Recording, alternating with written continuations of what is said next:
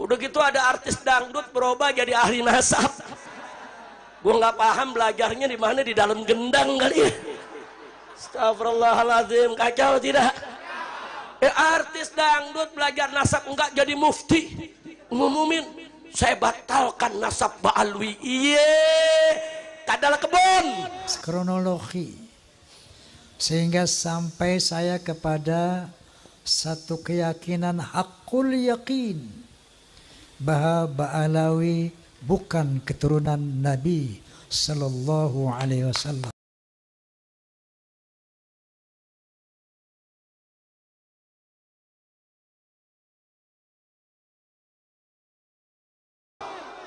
Kita lagi berjuang habis-habisan lawan korupsi, saudara, lawan ketidakadilan, lawan kezoliman, lawan narkoba, lawan judi, habis-habisan.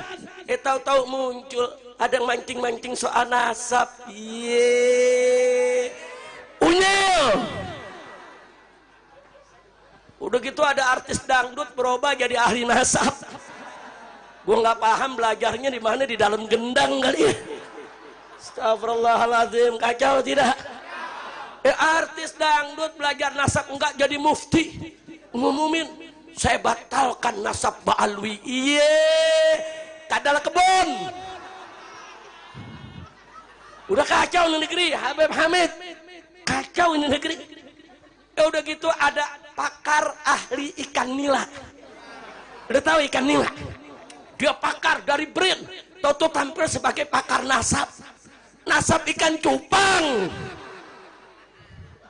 Udah kacau ini negeri, kacau tidak? Kacau tidak? Si Imad, lu tahu Imad? Gue kira lu nggak kenal.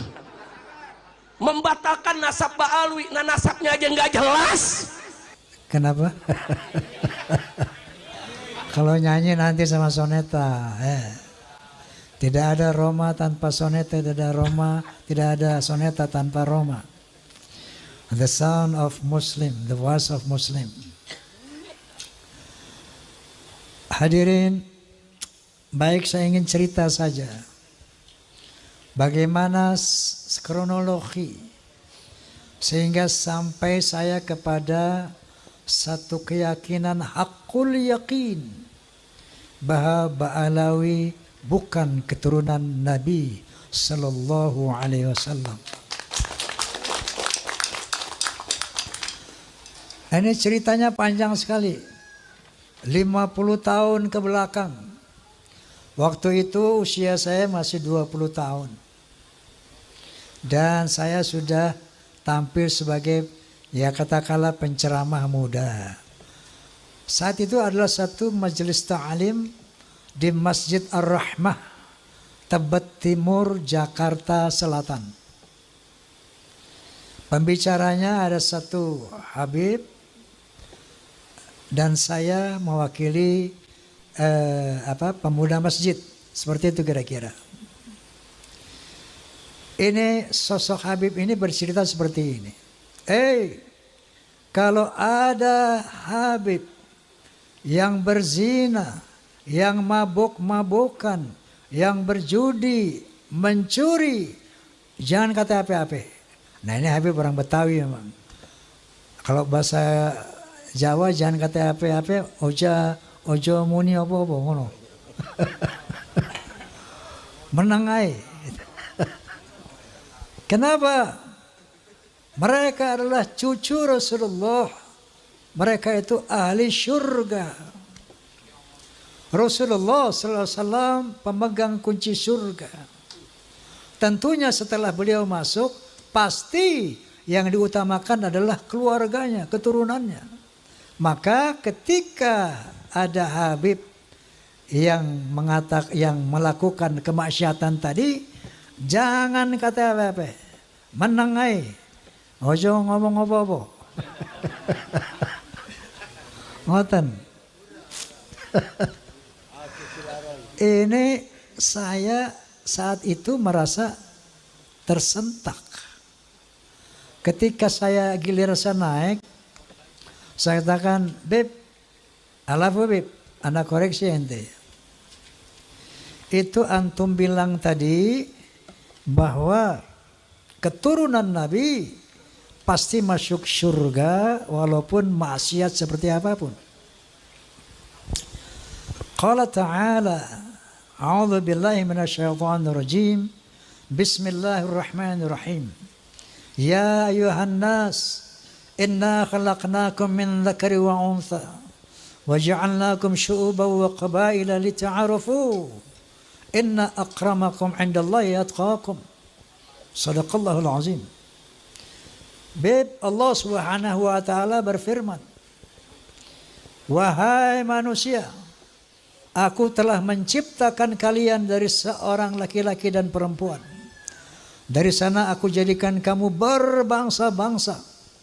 Dari bangsa-bangsa itu aku jadikan kamu bersuku-suku. Seperti contohnya Indonesia.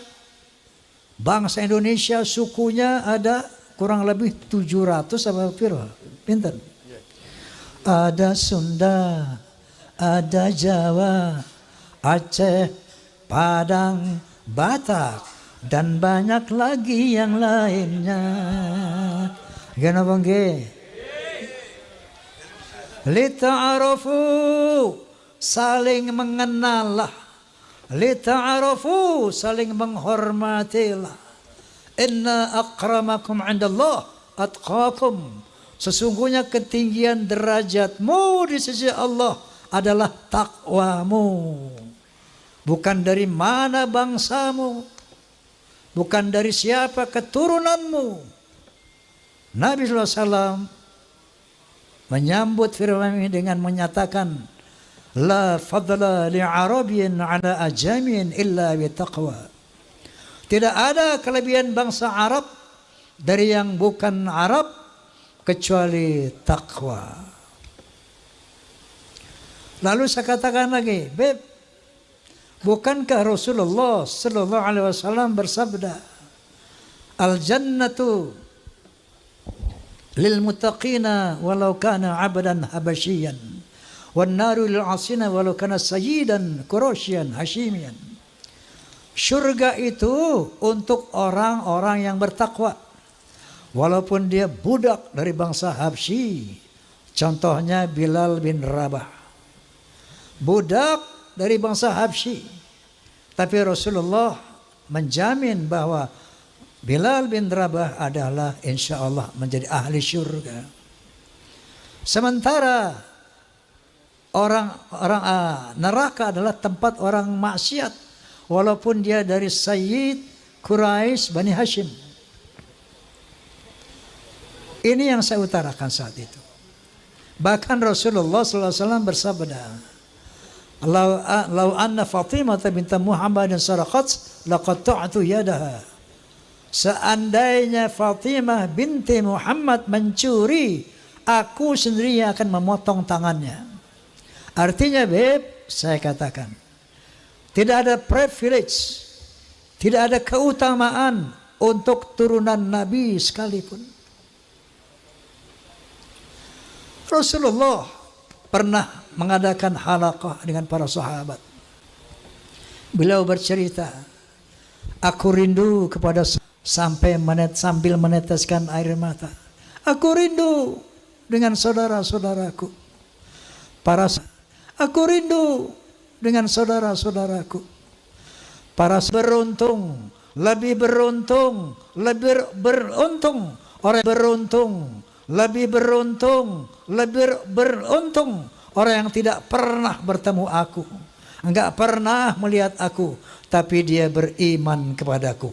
Mereka itulah saudara-saudaraku. Allahumma salli ala Muhammad. Kalau kita ini 1500 tahun kurang lebih enggak pernah jumpa Nabi, enggak pernah melihat Nabi, tapi kita beriman kepada Nabi, itulah saudara-saudara Nabi. Makanya ketika Rasulullah di akhir hayatnya, dia tidak memanggil keturunannya ya dzurriyyati. Yang dipanggil dia ummati, ya ummati. Islam dinul khalis. Islam adalah agama yang lurus. Rasulullah SAW adalah tokoh yang demokratis, bukan tokoh yang nepotis.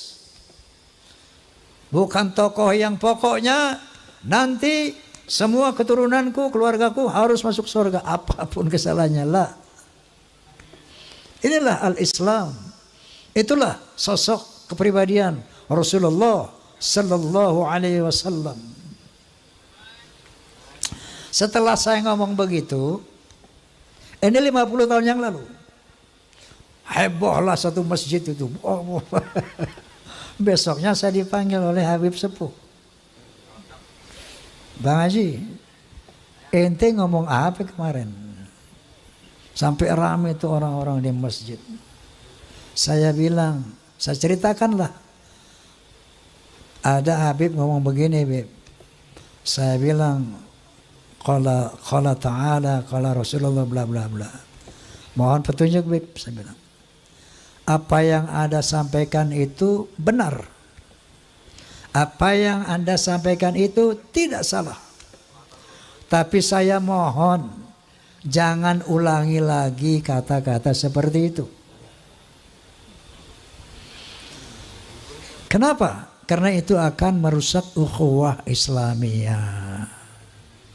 Sejak saat itu saya pendam dalam perut. Saya melihat berbagai macam arogansi, kemungkaran yang dilakukan Habib. Saya nggak mau bunyi lagi. Saking taatnya saya kepada Habib Sepuh tadi. 50 tahun saya tahan itu.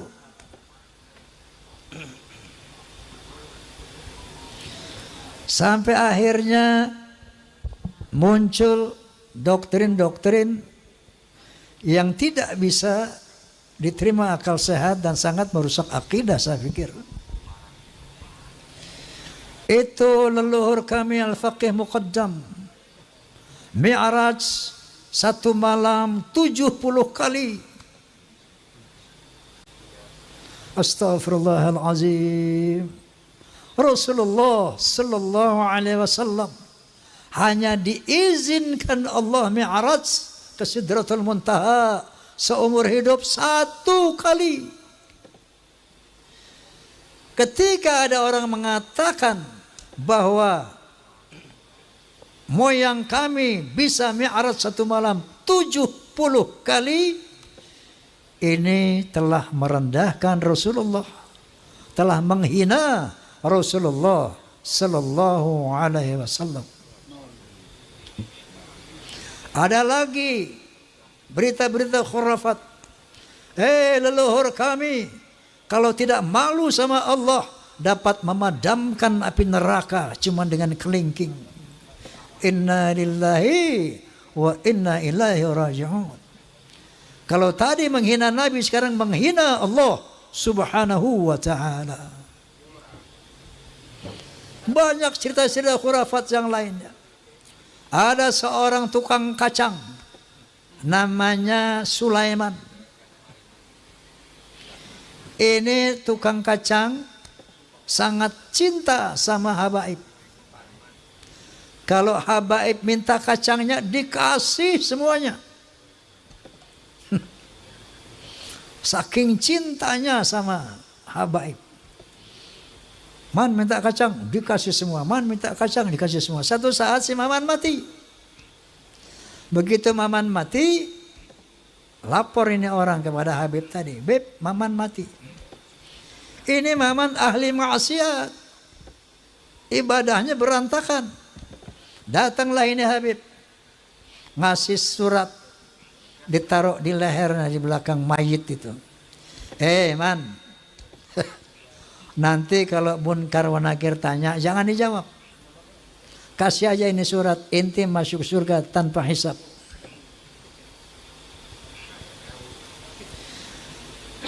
Banyak lagi cerita seperti itu.